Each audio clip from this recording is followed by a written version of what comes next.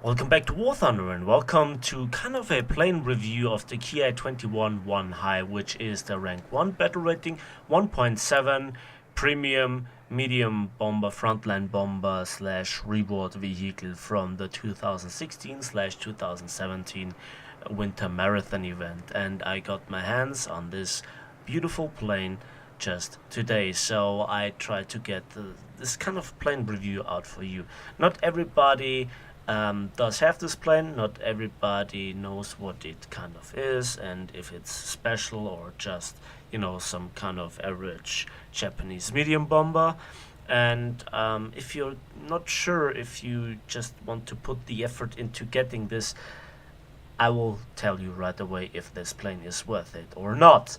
And we will begin with the armor. No armor whatsoever, no protection, no armored glass, nothing. Then we have the X-ray, and the X-ray is kind of strange because we have here this machine gun, which is by the way operational, and it covers a big portion of the rear section of the plane.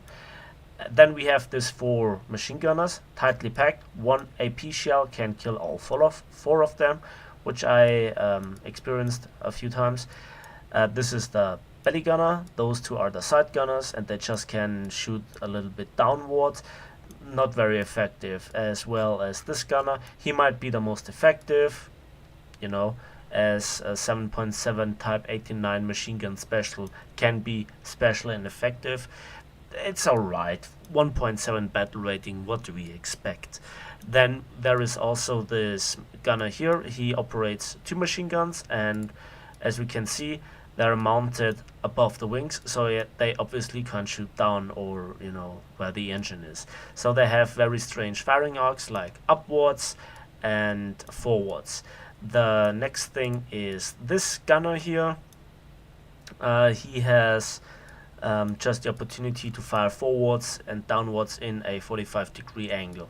So you have to be up and behind the enemy plane to take shots at it, which is not very wise to do, as again your pilot is totally unprotected and can get pilot sniped relatively easy if somebody takes over the defensive gunners, for example on other medium bombers, especially when they are equipped with 50 cals. Don't go near them.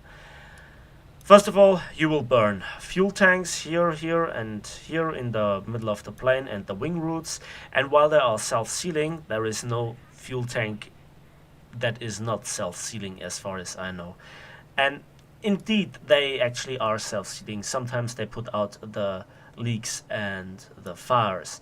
Same goes for the engines. Those Nakajima Ha 5 14-cylinder radial engines are air-cooled, have a maximum power output fully upgraded of 783 horsepower. Maximum takeoff power is 951 horsepower. And indeed, this plane is quick, nimble, especially for this low battle rating. It is quite modern looking in this sense. I love the look of it. It looks quite nice, like the Ki-94s kind of. I like their look in terms of medium bombers, but it has no armor, no real defensive gunner. It is nothing special in terms of defensive firepower, as there is no 50 cal 13 or 13.2 millimeter machine gun, no 20 millimeter machine gun, no real concentration, as for example a quadruple 7.7 would be kind of hilarious, but we don't have it. The next thing are the modifications, and you have to research the bomb pylons and the turrets, the new turrets, twice, so to speak, and a few of the flight performance upgrades. The plane, however, comes with a few of those modifications already being unlocked. A talisman, so it is indeed a true premium, and stock you have 20 50 kilogram bombs. They have limited use, however you can try to take on bases when you go for a squadron. And you also have 10 100 kilogram bombs. They are better. The 4 250 kilogram bombs are much better for taking on medium tanks, pillboxes if you get lucky enough to get on a map with such things, because on most specific maps you don't have really the use. You just don't have the targets that you want. Then you also have the two 500 kilogram bombs. They are quite nice, however not good enough, as we'll see in a moment. What I miss on this plane is a torpedo. Then we have the two turrets with different ammunition selections. I'm not quite sure which turret is which, but for my build I go with this universal belt on the left hand selection. One IT and 3 API shells in one belt clip, so to speak, is the best you can get out of it. If you try to strafe ground units, obviously the armored target. For this turret, however, I think the stock belt is the best one in terms of setting stuff on fire and, you know, having a decent damage output. So that's basically the plane. So let's get back to the match and let's just see how it's going on. I tried to bomb skip the both heavy cruisers and I both hit them perfectly on. The one perfectly in the bow, the other one perfectly in the side. Just hits, so it seems like 500 kilograms are not enough anymore to kill those American heavy cruisers. Yeah, I know. A few mentions about the bombs, if I haven't mentioned it before, with the 20 kilogram, with the 20 50 kilogram and the 10 100 kilogram bombs. While the 250 kilogram and the 500 kilogram bombs are exclusively stored in the bomb bay, which then you can open and close at your will, with the 50 and 100 kilogram bombs it's not like that. With the 50 kilogram bombs, 4 bombs are mounted outside and you drop them by 2, so you have 2 drops before you can even open the bomb bay. For the 100 kilogram bombs, 1 bomb is stored outside under the wing roots and you just have to drop that one before you can open the bomb bay to release the other 9 100 kilogram bombs. So back to the match for a moment. I actually decided to go for the one island that is always heavily visited by American ground strikers, and I actually didn't see that there are so many planes flying around because I wanted to repair rearm refuel. I did not expect that there are so many American planes around here, and I put myself deliberately in front of a P-40 because I wanted to know how good are the defensive gunners. How special are those guns? Few hits, he shoots back with 50 cals.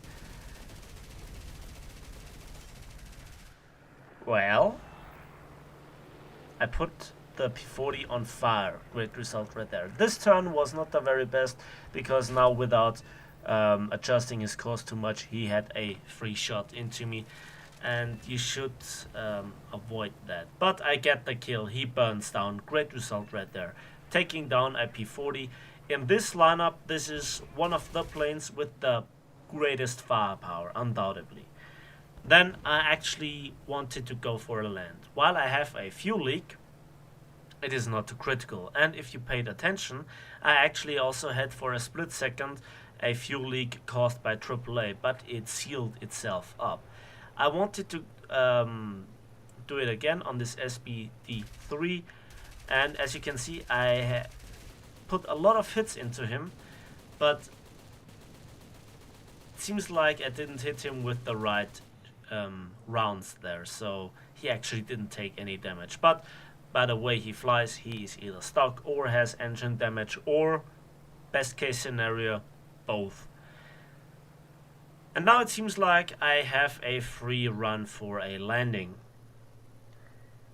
And now my goal is to get a different bomb load and to go for those light tanks to prevent the capture of the airfield by enemy ground troops. This map, I think it is Saipan, is overall, depending on the plane that you fly, either not such a good map or a decent map.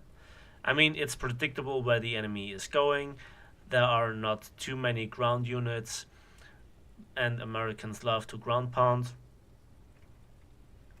So yeah, on this map it becomes painfully obvious how the lack of a torpedo impacts your gameplay. You might say, yeah, a torpedo is just one torpedo, and you're absolutely right. A torpedo is just one shot, but it is more or less a safe shot.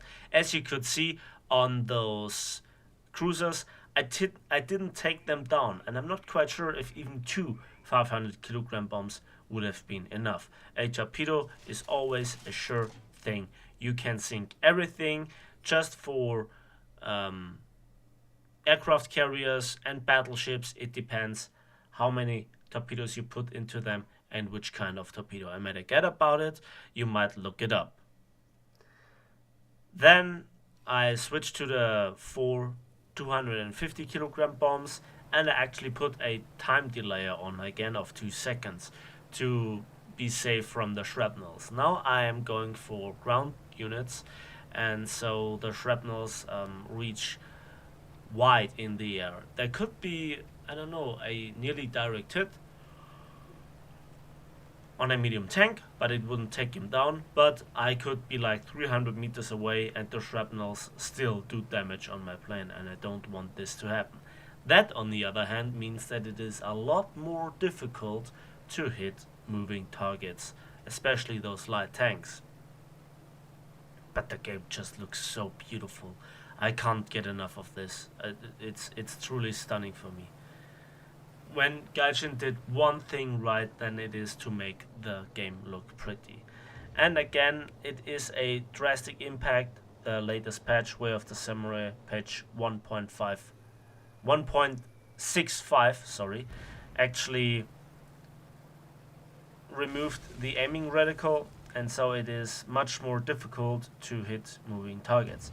And I was quite surprised that this bomb still took down a light tank with that blast radius. Normally, 250 kilogram bombs have to be nearly direct hits to do damage. But as you can see there, I took down one light tank again. And now I have one bomb left to deal with this light tank that is very close to the airfield. Can I aim it? Can I aim it? Let's have a look. Correction in the last seconds. Again, a very close story. But it's good enough. I'm not quite sure how big the blast radius is there, but I actually prevented the airfield from getting captured. And now I'm making a landing attempt. And in the last second, I actually say, okay, gear up, let's make a landing with the engine to accelerate the landing process, so to speak. I don't have time for the braking stuff and turnaround and whatsoever. And I actually showcase that you can land on the engines. I don't recommend it with this plane. I'm not sure if it works every time, but this time it worked. So a few seconds left on the repair and rearm. And off we go. Now the next thing that you notice is that I play around a little bit with MEC, manual engine controls. And that is because in the long run, when you web all the time, the engines tend to overheat. But it is very easy to control with MEC. You just have to put the engines back on so that the propellers stand in the right angle. Now the enemy is capturing the airfield again, and I just made it off the runway. And I actually captured it. I opened the bomb bay. I still have to get used to the bomb bay opening. Sometimes I forget it and the consequences are not nice. And I have to get out of this area as soon as possible. One tank down, second tank down, but sadly not the third one. And I have to clear the area. The AAA has zeroed me in, and now they begin to hammer on me like crazy. And there is the hit. Next hit, and yeah, I take a lot of damage. You just could see on the paper model how it gets more and more yellow, how the red areas in the center become larger and larger. I actually responded here to chat. I didn't notice it in the beginning, so sorry mates. Normally I respond immediately to everything that is going on in the chat, but I was so focused on taking down those tanks. Sadly, it was not good enough, and now the enemy has a huge points lead, and they still have 2 enemies alive. And if they decide to run, I can't do anything. There are still a few of my teammates alive, but I'm not quite sure how much they can actually do. And so I tried to get back to the other island to repair and rearm and actually do some kind of crew replenishment, because the last AAA hit actually knocked out quite a few of my gunners. And you know, I think the first kill on the P40 was very lucky. 50 kills against an unarmored target, they do a lot of damage. And there you can see that one AAA hit.